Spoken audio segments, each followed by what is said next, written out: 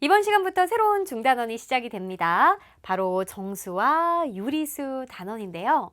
이미 우리는 자연수, 그리고 또 자연수와 자연수 사이에 있는 뭐 2분의 1이라든지 아니면 3.7이라든지 이런 분수하고 소수는 많이 접해보고 또 계산도 해보았습니다. 우리 친구들 복잡한 이 괄호가 있는 혼합 계산까지 아주 잘 해결할 수 있잖아요. 자, 그러면 이제 중학교 과정에서는요, 이 수의 범위를 확장해서 공부를 하게 된답니다. 우리는 지금까지 수를요, 어떤 물건의 양으로 생각했을 거예요. 그러니까 빵이 두 개가 있다라고 한다면 2, 그죠? 그리고 이 두 개를 만약에 8사람이 나눠 먹는다라고 한다면 2 나누기 8, 또는 7사람이 나눠 먹는다 한다면 2 나누기 7. 그리고 0이라는 거는 어떤 의미였나요? 그렇죠. 0은 아무것도 없을 때라는 그러한 의미로 지금까지 수를 공부했을 겁니다. 자, 앞서서 2 나누기 7 같은 경우에는 분수로 7분의 2로 표현할 수가 있는 거잖아요. 이처럼 어떤 양, 그래서 많고 적음을 수로 나타낸다면 우리 친구들은 지금까지 0을 가장 작은 수라고 생각했을 텐데요. 자, 그 편견을 지금부터 깨야 한답니다. 예를 들어 우리가 큰 빌딩 안에 들어가면요. 2층, 3층, 4층이 있고 또 주차할 수 있는 공간 어때요? 지하 1층, 지하 2층, 지하 3층 이런 버튼이 있을 거예요.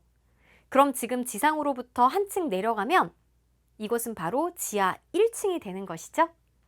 자, 이렇게 우리가 0 말고 또 다른 수의 세계에 대해서 배워볼 건데 바로 마이너스라는 부호를 가진 음수 범위까지 확장해서 공부를 한답니다.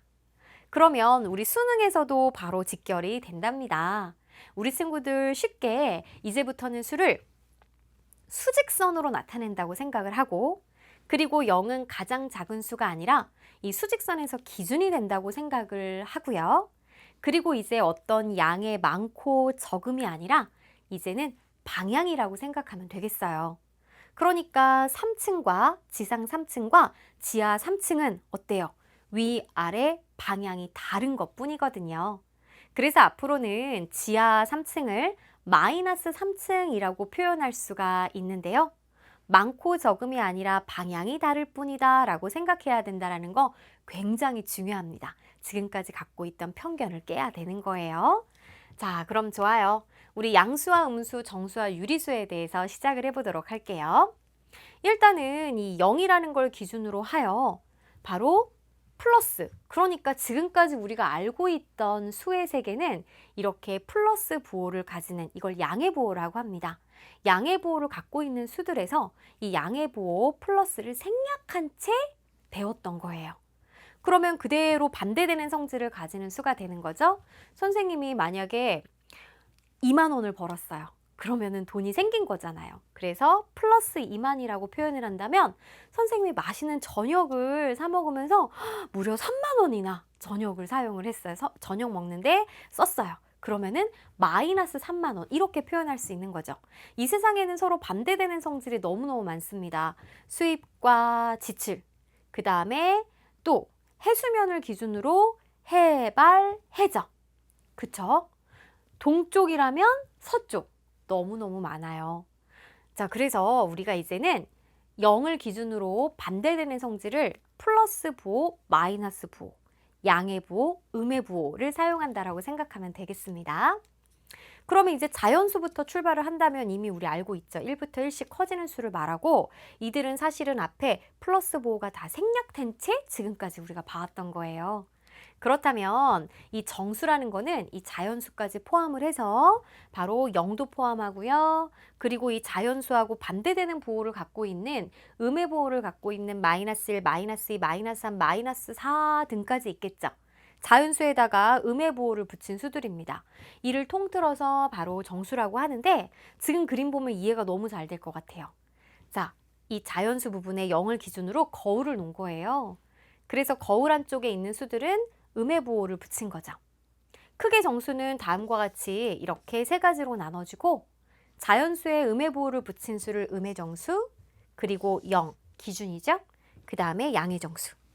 자, 여기서 질문. 0은 플러스 보호를 가질까요? 마이너스 보호를 가질까요? 즉, 양의 보호를 가질까요? 음의 보호를 가질까요? 라고 물어봤을 때 뭐라고 할 거예요? 자, 어쩐지 우리가 자연수 플러스 생략했으니까 0도 플러스 생략했을 거야. 양의 보호요 라고 생각하면 땡. 기준이 됐다라고 그랬죠? 그래서 0 보호를 갖고 있지 않습니다. 굉장히 중요한 얘기예요.